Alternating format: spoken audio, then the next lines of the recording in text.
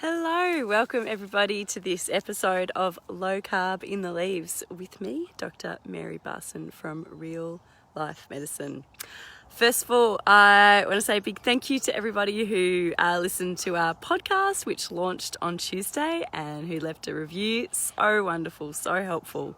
Our podcast is called Real Health and Weight Loss, and Dr. Lucy and I are really happy. It's been lovely, the support we've got.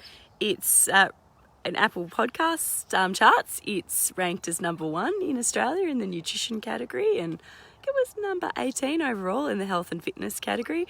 So yeah, we're really, really grateful and humbled. And please listen. The episodes aren't too long. They're quite digestible, about 20 minutes each.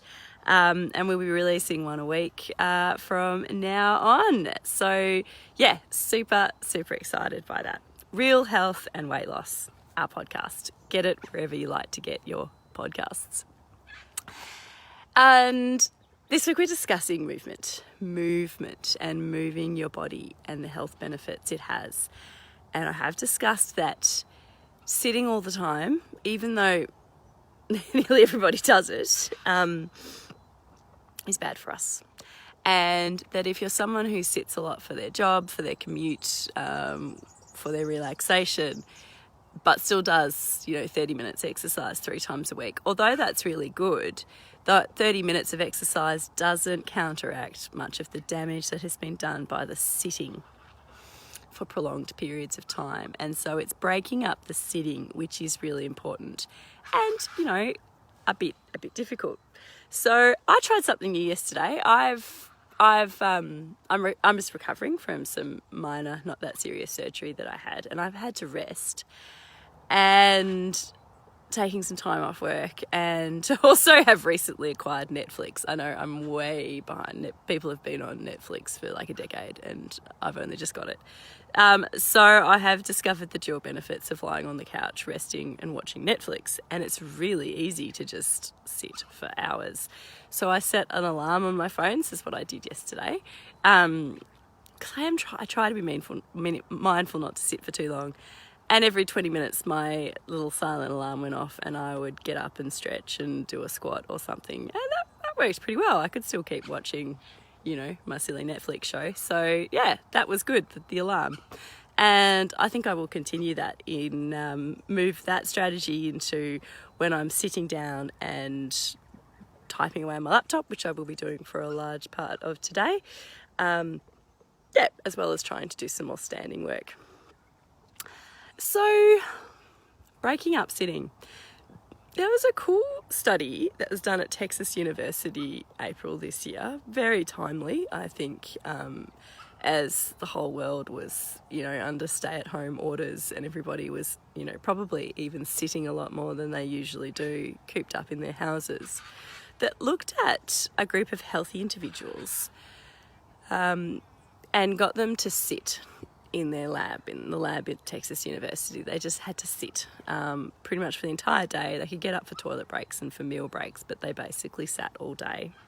And then the next day they did an interesting test where they got these healthy individuals and gave them a really high fat, high sugar breakfast. It was a milkshake. They got a really fatty, sugary milkshake for breakfast. And then they measured what happened to their bloods, in particular what happened to their serum triglycerides, the triglycerides in their bodies. And remember, we make triglycerides from the carbohydrates that we eat, and high triglycerides are associated with adverse health outcomes like cardiovascular disease.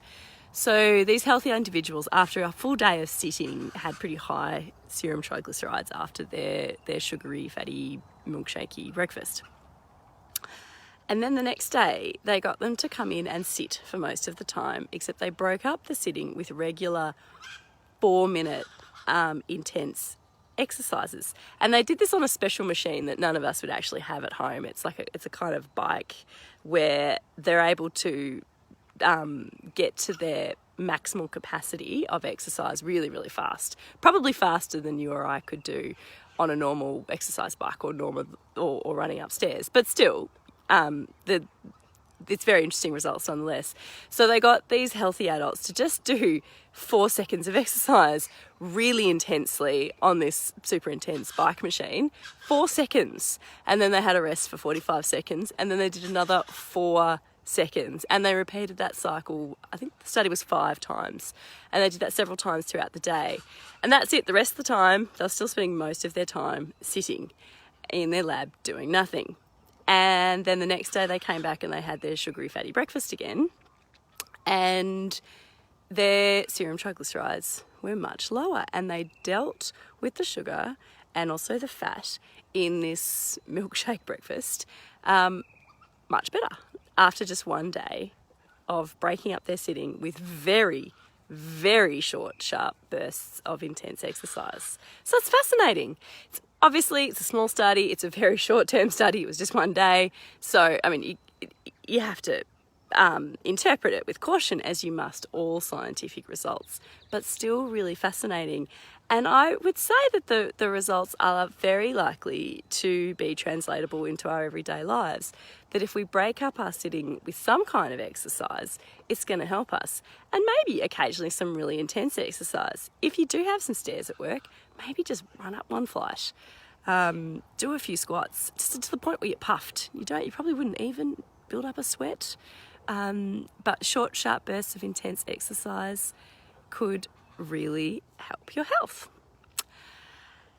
And, so that's sort of the physiology, the medicine. But then how do you get there?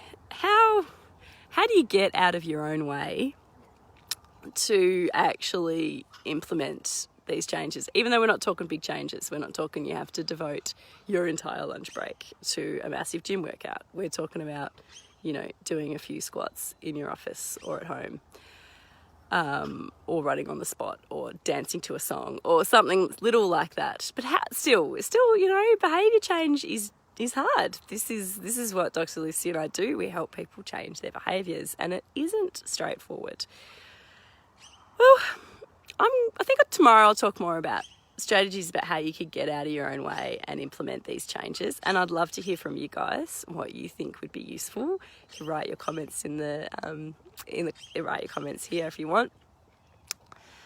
One technique that I have utilised for quick little behaviour changes, and I discussed this in our course and in our Reboot program, is visualization, so mental rehearsal. It's a type of self-hypnosis.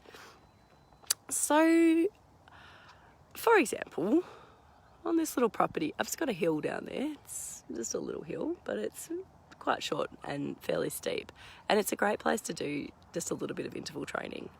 So I want to introduce the behaviour change where I do a little bit of interval training in the morning, just a few minutes. How do I get from doing nothing to doing that?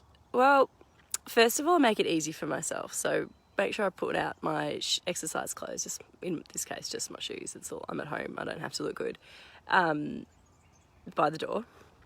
And then when I go to sleep at night, I mentally rehearse what I'm doing. So sitting on the edge of my bed, just close my eyes, and I imagine that when I get up, I turn the alarm clock off, I go get a drink of water, I go put my shoes on, I go outside, I run up the hill 3 times, and then I go inside and have a cup of coffee. And I just mentally rehearse that 3 times. And then when I hop into bed after I've read and before I am lying on my pillow, I'll mentally rehearse it again. And I go over it and over it in my mind, what I plan to do. And then in the morning when the alarm clock goes off, I turn it off, I'm having a drink of water, and I'm strapping on my shoes before I even realise what I'm doing. It's a really easy way to break through resistance. And there is scientific studies on mental rehearsal and how it can improve people's performance. It's really, really fascinating. And that's just one way in which you can get out of your own way and start reaching your own goals. All right, wonderful humans, that's it from me today. Have a wonderful day, and I'll see you tomorrow.